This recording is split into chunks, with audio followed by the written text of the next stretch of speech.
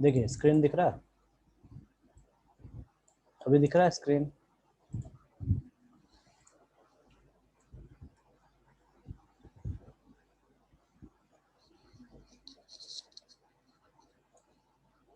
ठीक,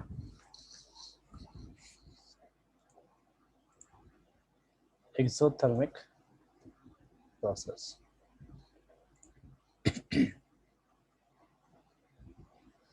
इसका definition,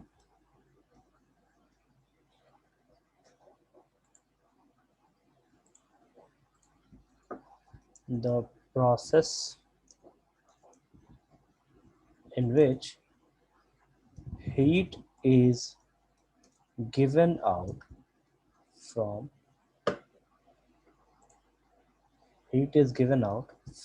the system or from or in the given reaction is called exothermic reaction।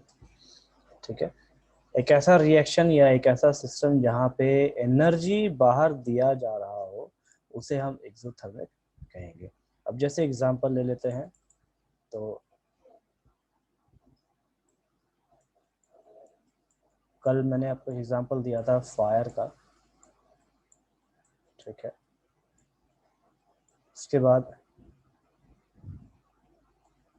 एक example हम ले सकते हैं friction. Friction is a process in which heat is given out. ये एक एग्जांपल हो सकता है। उसके बाद केमिकल रिएक्शन की अगर बात करें तो देखिए कैल्शियम कार्बोनेट CaCO3, अगर इसे हीट करते हैं तो ये ब्रेक होता है किसमें, कैल्शियम ऑक्साइड प्लस CO2 में। ठीक है, तो यहाँ पे हमको डेल्टा H देखने को मिलता है। Delta H is negative. ठीक, नेगेटिव इसलिए क्योंकि हीट यहाँ से बाहर निकल रहा है, बिकॉज हीट इज इवॉल्व। ठीक है, देन दूसरा एग्जांपल ले सकते हैं कोल। कार्बन को ऑक्सीजन के प्रेजेंस में जलाना हमको क्या देगा, CO2। ठीक है, यहाँ पे भी जो डेल्टा H होगा वो भी नेगेटिव होगा।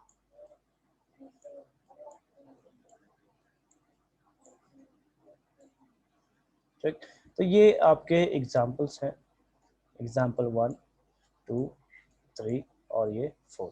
तो एक्सोथर्मिक प्रोसेस या एक्सोथर्मिक रिएक्शन वैसे रिएक्शंस होते हैं जहाँ पे हीट बाहर निकलता है, जहाँ पे हम हीट को महसूस कर सकते हैं, ठीक है, फील कर सकते हैं हीट को, उसे हम एक्सोथर्मिक प्रोसेस कहेंगे।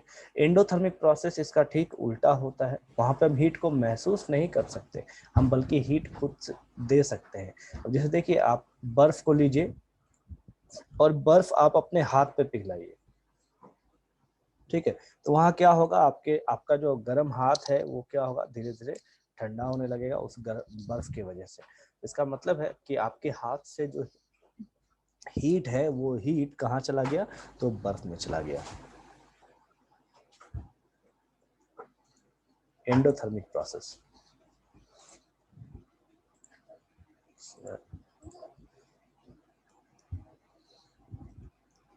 The process in which heat is absorbed by the system or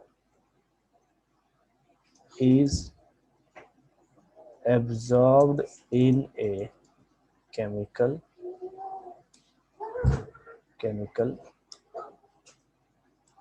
reaction is called endothermic reaction। ठीक है, ये इसका डेफिनेशन है।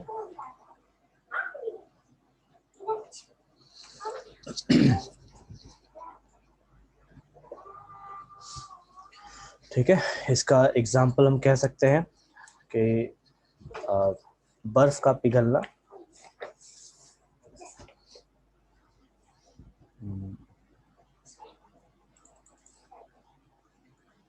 Example melting of ice,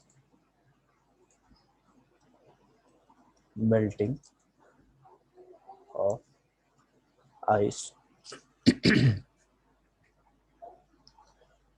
then एक एग्जाम्पल लिख सकते हैं कार्बन मतलब कोयले का जलना कब, इन इनसफिशिएंट ऑफ एयर। ठीक है, तो हमको यहाँ पे क्या मिलेगा, यहाँ पे हमको मिलेगा CO, कार्बन मोनोऑक्साइड। तो इस जगह पे डेल्टा H जो होगा ये हो जाएगा पॉजिटिव,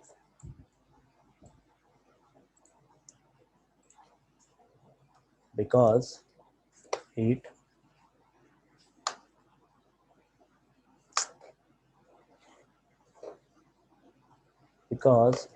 इज एब्जॉर्ब। ठीक है, अभी देखिए दोनों में फर्क है। यहाँ पे एक ही रिएक्शन लिखे हम लोग, कार्बन को ऑक्सीजन के प्रेजेंस में जलाना और एक बार इनसफिशिएंट ऑफ ऑक्सीजन में जलाना। ठीक है, यहाँ पे हमको क्या मिल रहा है, कार्बन डाइऑक्साइड, इस जगह पे हमको मिल रहा है कार्बन डाइऑक्साइड, और यहाँ पे हमें मिल रहा है कार्बन मोनोऑक्साइड।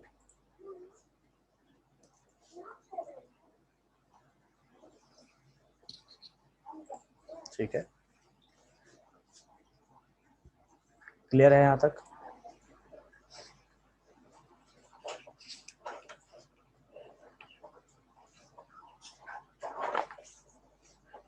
यहाँ तक क्लियर है?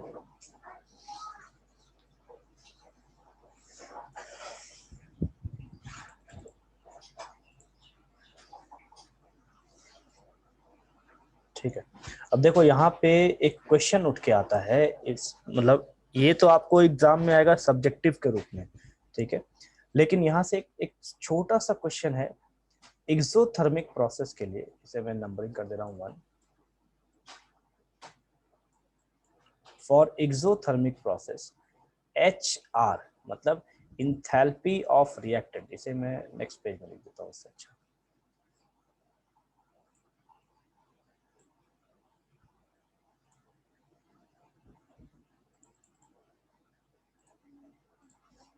Condition 1 for exothermic process HR, या एक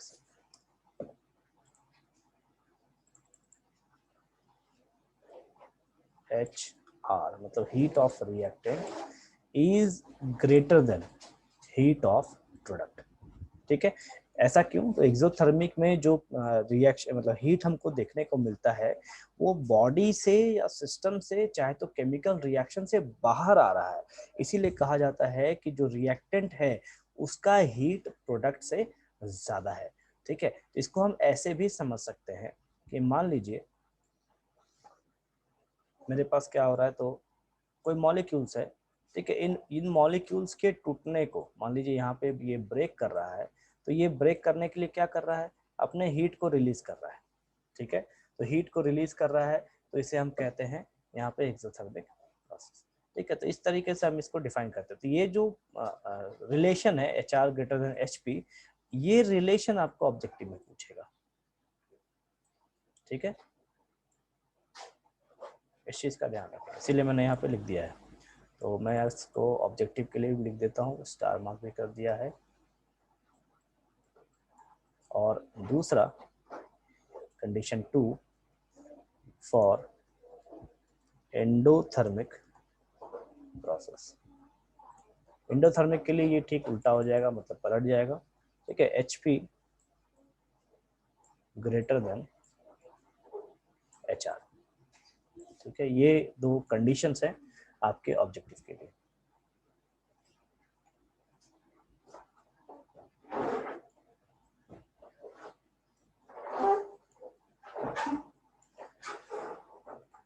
ठीक है,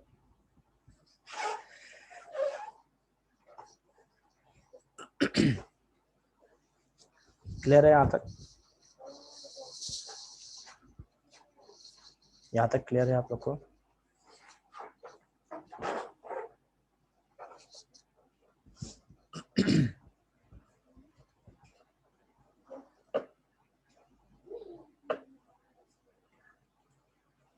ठीक है,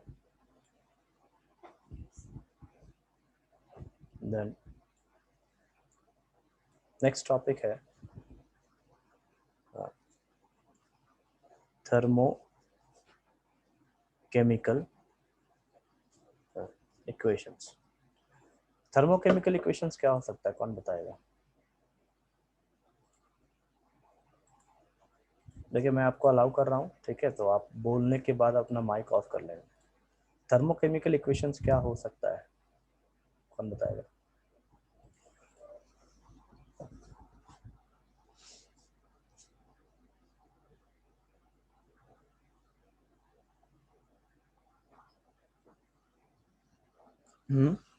व्हाट इज थर्मोकेमिकल इक्वेशन?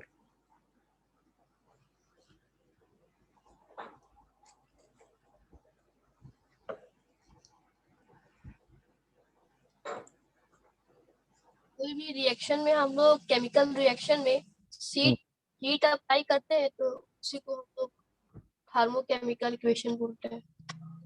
और कोई, और किसी का? आकृति, कंचन, कोमल, सौरभ, सीमा, रवि, प्रशांत, बाकी लोग?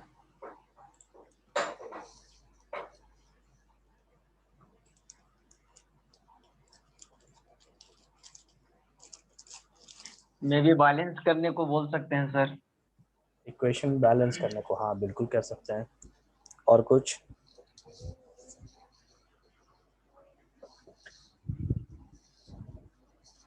देखो यहाँ पे जो डेफिनेशन है वो इसके वर्ड से ही, अल्फा मतलब इसके नाम से ही निकल के आता है, ठीक है। अब इक्वेशंस, चूंकि हम केमिस्ट्री पढ़ रहे हैं तो यहाँ पे जो इक्वेशन होगा वो हमारा केमिकल इक्वेशन होगा, ठीक है, केमिकल रिएक्शन होगा, ठीक। तो हम रिएक्शंस को बेसिकली क्या करते हैं, तो इक्वेशन के टर्म्स में लिखते हैं। अब जैसे देखिए हम लोग कोयला जला रहे, क्या किसी घर वालों को पता है कि इसमें कार्बन है तब ये जल रहा है? बिल्कुल पता नहीं। अगर उसने साइंस पढ़ा है तो पता होगा, साइंस नहीं पढ़ा है तो उसे बिल्कुल पता नहीं और वो जानना भी नहीं चाहेगा, ठीक। तो चूंकि वो कोयला जला रहा है, कोयला जलाने के बाद वहां से वो एनर्जी निकाल रहा है, ठीक है। अब देखो इसमें एक केमिकल इक्वेशन हमको बहुत कुछ बताता है। जैसे मान लीजिए मैं यहाँ पे कोल को जला रहा हूँ, ठीक, तो कोल को हम किसके प्रेजेंस में जला रहे हैं? ऑक्सीजन के प्रेजेंस में, ठीक है। अब सपोज कीजिए इसको हम क्या करेंगे, इक्वेशन में लिखेंगे, तो C+O2। कौन लिख रहा है इसे? जो केमिस्ट्री पढ़ रहा है या जो साइंस पढ़ रहा है वो जान रहा है, वो लिख रहा है। तो हमको क्या मिलेगा यहाँ पे? CO2 मिलेगा। मतलब हम जान रहे हैं कि भैया कोल हम जलाएंगे तो हमको कार्बन डाइऑक्साइड मिलेगा प्लस एनर्जी हमको मिलेगा, ठीक। तो बाकी लोग तो एनर्जी को जान रहे हैं कि भैया वहां से हमें एनर्जी मिलता है, हम उससे काम कर सकते हैं। अब देखिए एक सिंपल सा प्रोसेस, ये हमारा एक सिंपल सा प्रोसेस है और ये प्रोसेस जो है हम किस में लेके चले आए? केमिकल इक्वेशन में। तो इस केमिकल इक्वेशन में इस केमिकल इक्वेशन को हम क्या कहते हैं? थर्मोकेमिकल इक्वेशन कहेंगे। क्यों? क्योंकि इस केमिकल इक्वेशन से हमको क्या मिल रहा है? अंतिम फाइनल चीज, एनर्जी मिल रहा है। और कैसा एनर्जी मिल रहा है? तो हीट एनर्जी मिल रहा है। चाहे एब्जॉर्ब होगा चाहे तो इवॉल्व होगा, मतलब या तो एब्जॉर्ब होगा चाहे तो बाहर निकलेगा, ठीक है।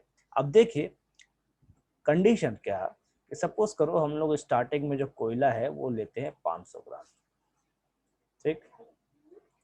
तो 500 ग्राम का जो कोयला है इसको हमने यहाँ पे जलाया और हमें यहाँ पे लगभग 1000 किलो जूल का एनर्जी देखने को मिला, ठीक है। ये एक आर्बिट नंबर है, मैं एक आर्बिट नंबर ले रहा हूँ, ठीक है। इसे रिलेट मत कर देना कि इतना जलाएंगे तो इतना ही मिलता है। अब देखो मान लीजिए इस 500 ग्राम को मैं क्या करूं, मल्टीप्लाई कर देता हूँ 2 से, तो हमको यहाँ पे कितना कोयला हो जाएगा, टोटल 1 kg हो जाएगा। ठीक, तो इसको अगर हम मल्टीप्लाई करेंगे तो मल्टीप्लाई यहाँ पे ऑक्सीजन भी होगा, जाहिर सी बात है, मल्टीप्लाई यहाँ पे CO2 भी होगा। ठीक, तो इसी जगह पे एनर्जी भी 2 गुना हो जाएगा, तो 1000 into 2, तो कितना एनर्जी हमको मिलेगा, 2000 किलो जूल। ठीक है, तो एक केमिकल इक्वेशन हमको काफी सारा चीज बताता है। काफी सारा चीज कहने का मतलब है सबसे इंपॉर्टेंट चीज तो वो प्रोसेस को समझाता है कि किस प्रोसेस से आपका कोई भी एलिमेंट जो है वो चल रहा है। उसके बाद हमको एनर्जी के बारे में बताता है कि किसी भी प्रोसेस में कितना अमाउंट ऑफ एनर्जी रिलीज हो रहा है या तो अमाउंट ऑफ एनर्जी एब्जॉर्ब हो रहा है, इस चीज को भी बतलाता है। ठीक है, तो हम कह सकते हैं कि एक ये थर्मोकेमिकल इक्वेशन जो है ये एक बैलेंस्ड केमिकल रिएक्शन को शो करता है, जिसमें हमको ये हीट का एब्जॉर्बेंट या फिर हीट का रिलीज प्रोसेस को बतलाता है। ठीक है, तो डेफिनेशन कैसे लिखेंगे,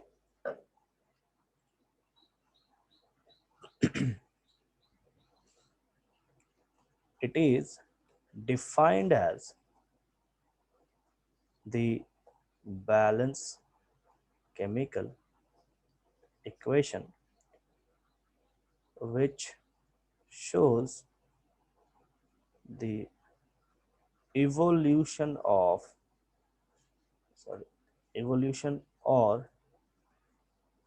absorption of heat with the help of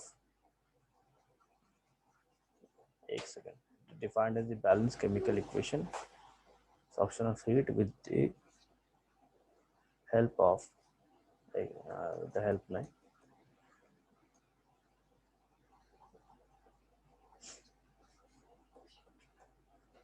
with a certain type of reaction is called thermochemical equation।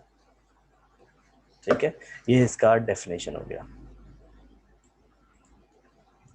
चलिए डेफिनेशन एक बार देख लीजिए, बोर्ड एक बार देख लीजिए। ठीक है, तब तक मैं कुछ एग्जांपल लिखता हूँ, हालांकि मैंने ऑलरेडी एग्जांपल लिख दिया है।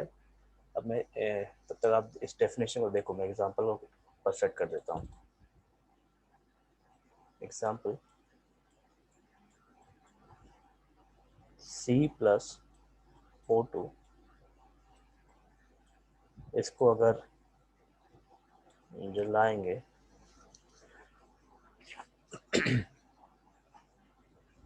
एक मिनट,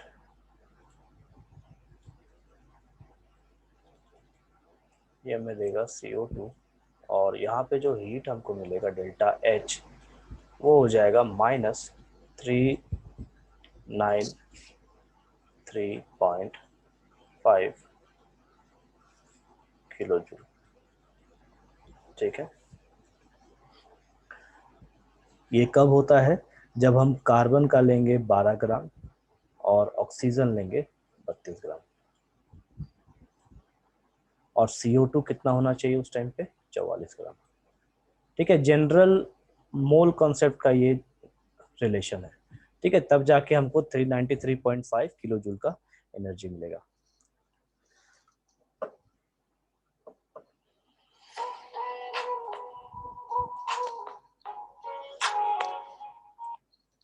एक मिनट होल्ड करेंगे तो थोड़ा।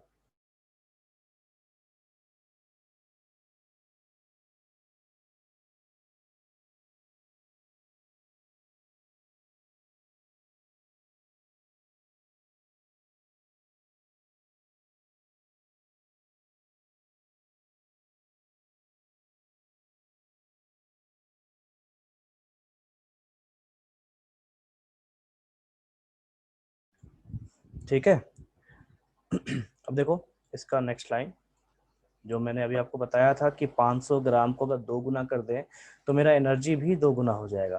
तो if the reactant is multiplied by certain number, then the energy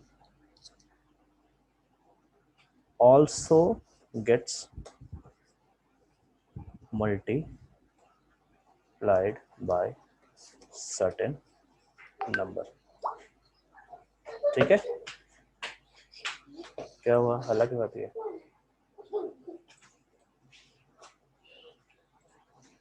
clear है यहाँ तक?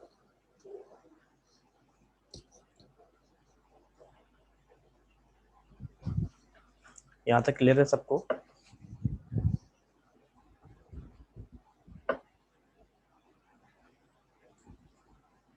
बाकी लोगों को?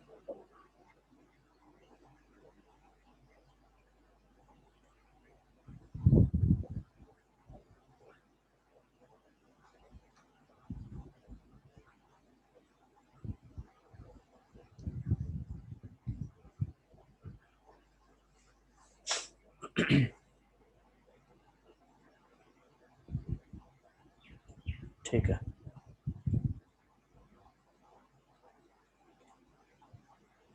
then next topic, characteristics of thermochemical equation.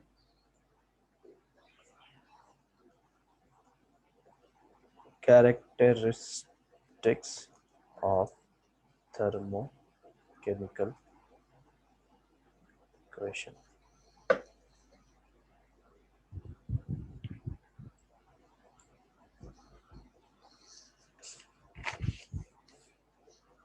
अब देखिए कैरेक्टरिस्टिक्स क्या क्या हो सकते हैं। कैरेक्टरिस्टिक्स मतलब इस इक्वेशंस के क्या क्या फीचर्स हो सकते हैं, इक्वेशंस को कैसे हम लिखते हैं, क्या क्या इक्वेशन में हमारा कंपलसरी होता है कि जो चीज़ चेंज होने से इक्वेशन में प्रॉब्लम क्रिएट करता है। ठीक है, सबसे पहला point, the equation has a standard value for all the elements। ठीक है, मतलब जो भी हम एलिमेंट्स लेते हैं, ठीक है, उसमें हर किसी का स्टैंडर्ड वैल्यू होता है। जैसे अभी मैंने आपको इक्वेशन दिखाया था कि C+O2, ठीक है, तो इस इक्वेशन में ऐसा नहीं है कि हम अगर कोयला हमने आधा किलो जलाया तो यहाँ पे हम आधा किलो लिखेंगे। ठीक है, हम क्या स्टैंडर्ड लेंगे, तो कोल का 12 ग्राम ही हम स्टैंडर्ड लेंगे। क्यों? क्योंकि जो कार्बन है, कार्बन स्टैंडर्ड में एटॉमिक मास में उसका 12 ग्राम ही लिया जाता है। ठीक है, इस वजह से। तो ऑक्सीजन कितना हो जाएगा, ऑक्सीजन का एक एटम का जो मास है वो होता है 16 ग्राम, तो 2 एटम का हो जाएगा 32 ग्राम। उसके बाद CO2 कितना हो जाएगा, तो 44 ग्राम।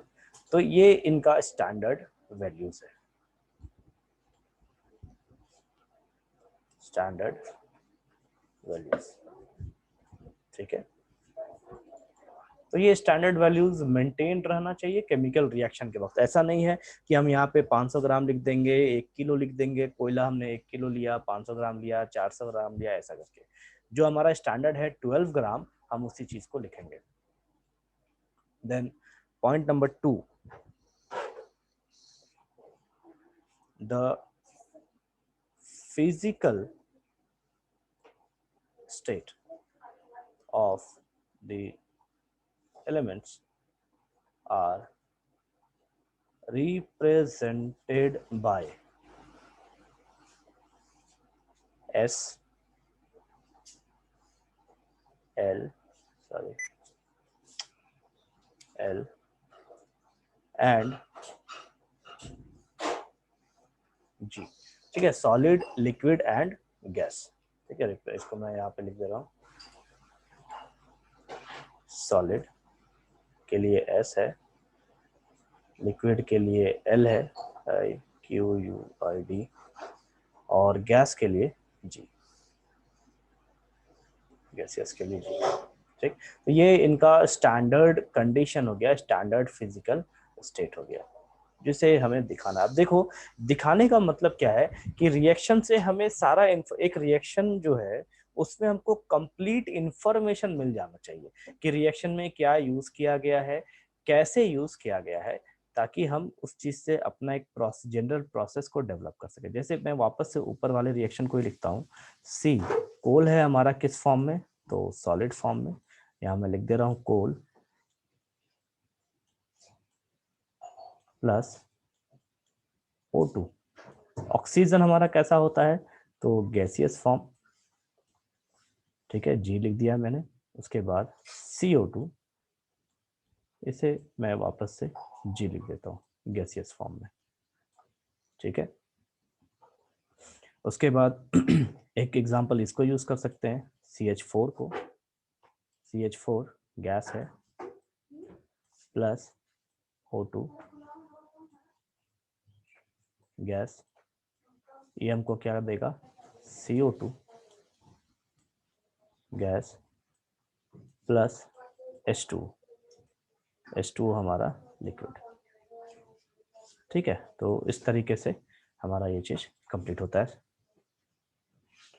दोनों पॉइंट क्लियर है?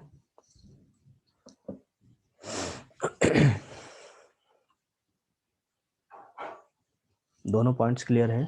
दोनों पॉइंट्स क्या कहता है?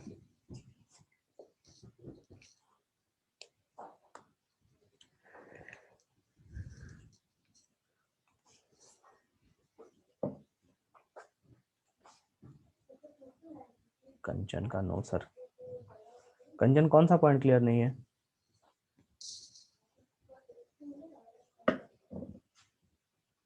फर्स्ट पॉइंट, ठीक है। देखो फर्स्ट पॉइंट वापस देख लीजिए, क्या कहता है, the equation has a stand, एक सेकेंड, यहाँ स्पेलिंग में कुछ मिस्टेक हो गया है। स्टैंडर्ड वैल्यू है, ठीक है, वाई गलत टाइप हो गया यहाँ पे, तो इसे मैं हटा दे रहा हूँ, ठीक है, ये स्टैंडर्ड है। ठीक है, equation has a standard value for all the elements. ठीक, अब स्टैंडर्ड वैल्यू कहने का क्या मतलब है, जैसे इसमें हम क्या क्या कंसीडर करेंगे उस चीज को देख लीजिए। तो नंबर ऑफ मोल्स कंसीडर होता है, ठीक, मास कंसीडर होता है, चाहे तो वेट कह लीजिए। उसके बाद प्रेशर कंसीडर होता है, वॉल्यूम कंसीडर होता है, टेम्परेचर कंसीडर होता है। ठीक है, जो हमारा गैसियस इक्वेशन है के जो भी टर्म्स हैं वो कंसीडर होते हैं। अब जैसे प्रेशर, प्रेशर कितना होना चाहिए मेरा, एटमॉस्फेरिक प्रेशर है तो 1 atm ही होगा, ठीक है, ये एक स्टैंडर्ड वैल्यू है, चाहे तो 1 बार होगा, ठीक है, ये भी एक स्टैंडर्ड वैल्यू है। टेम्परेचर जो है वो स्टैंडर्ड वैल्यू में कितना होना चाहिए, कौन बताएगा, टेम्परेचर स्टैंडर्ड वैल्यू में कितना होना चाहिए?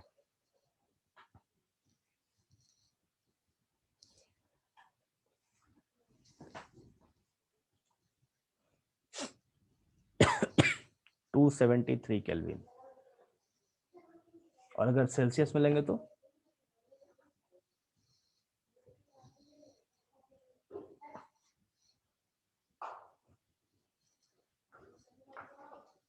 हाँ कोमल, अगर सेल्सियस में लेंगे तो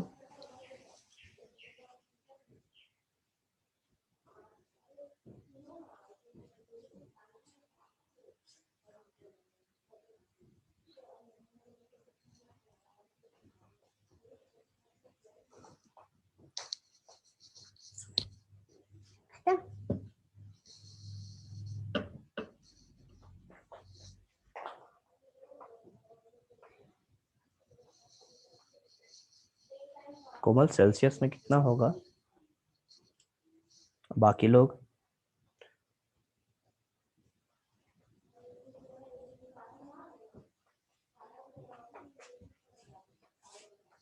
पता नहीं। अरे इसी, ये आपका केल्विन है, केल्विन में रूम टेम्परेचर ऐड कर दीजिए, सेल्सियस में चला आएगा, ठीक है, 298 के आसपास होता है। चलो तो हमें फिलहाल इस चीज को ध्यान रखना है, 273.15 केल्विन, ठीक है, ये हमारा स्टैंडर्ड प्रेशर और टेम्परेचर का कंडीशन है। ठीक, अगर वॉल्यूम गैसियस फेज में रहे सारा कुछ, कब, एसटीपी कंडीशन पे, अगर हम एसटीपी पे बात करें, मतलब एसटीपी हो गया आपका स्टैंडर्ड टेम्परेचर प्रेशर, और दूसरा होता है NTP, normal temperature and pressure. तो यहाँ पे हम बात करें तो वॉल्यूम कितना हो जाएगा, 22.4 लीटर, ठीक है, एक वॉल्यूम अलग से ऐड हो जाता है, ठीक है, और बाकी प्रेशर टेम्परेचर सब एक ही रहते हैं। उसके बाद देखो मैंने यहाँ पे मास आपको दिखाया है। मास में क्या है, तो एटॉमिक मास हम यहाँ पे लेते हैं, ठीक है, जो भी एलिमेंट हम यूज करेंगे उसका एटॉमिक मास हम लेंगे। जैसे हाइड्रोजन अगर यूज हो रहा है तो उसका एक डिफाइंड मास है, वो होता है 2 ग्राम। कार्बन है 12 ग्राम, नाइट्रोजन है 14 ग्राम। तो यहाँ पे मैंने उसी चीज को लिखा है कि कार्बन का 12 ग्राम हम जलाएंगे, कब 32 ग्राम का ऑक्सीजन होगा तब, तो हमको क्या मिलेगा, 44 ग्राम का CO2 मिलेगा। अब आप देखो इस जगह पे 12 ग्राम प्लस 32 ग्राम को आप जोड़ेंगे तो आपको मिलेगा 44 ग्राम। ठीक है, ये हमें फर्स्ट लॉ ऑफ थर्मोडायनेमिक्स को भी सेटिस्फाई करता है, या तो first law of conservation of mass को भी सेटिस्फाई करता है। मैं यहाँ पे एरो से लिख दे रहा हूँ।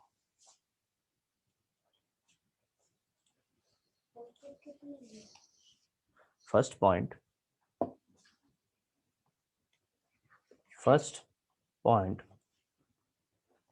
should satisfy the law of conservation of mass and energy. First point should satisfy spelling ठीक है ना, satisfy the law of conservation of mass and energy। ठीक है, ये इंपॉर्टेंट है इसके लिए। अभी क्लियर है?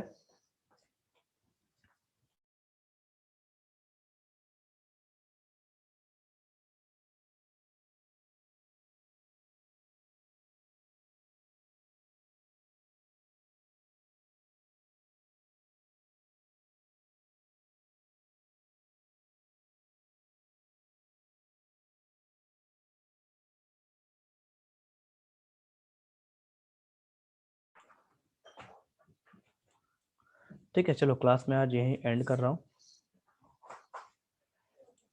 मैं बोर्ड शेयर कर दूंगा, ठीक है, जो डाउट होगा आप नेक्स्ट क्लास में पूछ लेंगे।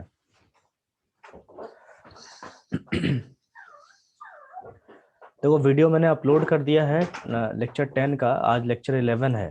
ठीक है, तो लिंक भी कल मैंने ग्रुप में डाल दिया है, आप देख सकते हो वहां से लिंक से। ठीक है, क्लियर है सबको?